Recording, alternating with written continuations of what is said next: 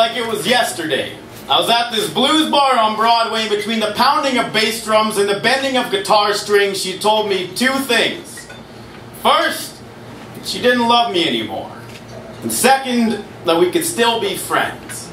And you see, I remember that day more clearly than any major world event or catastrophe that has happened before or since then.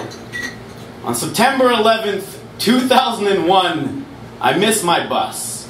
My friend picked me up and the two of us sat in his Cadillac smoking a joint while we listened on the radio as the world was changed forever.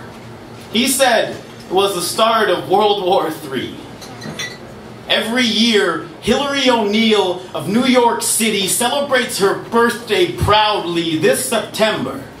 She will be 10 years old.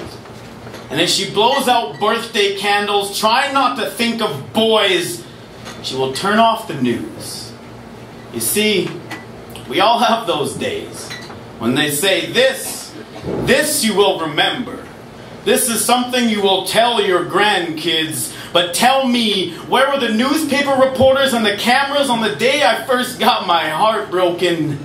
On the day my grandfather died. And I held my mother for the first time like a child in my arms as she cried. I remember Lady Diana getting killed in that car crash.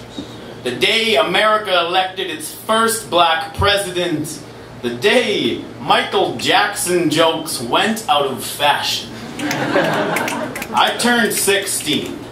Lost my virginity in the first air raids, flew over Afghanistan.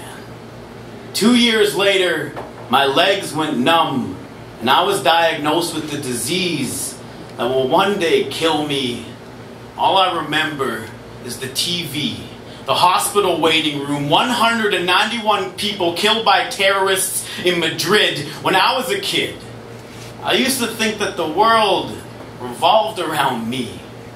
But now I just feel guilty every time my heartbreak feels like a Japanese earthquake. Because every time I breathe, somebody dies.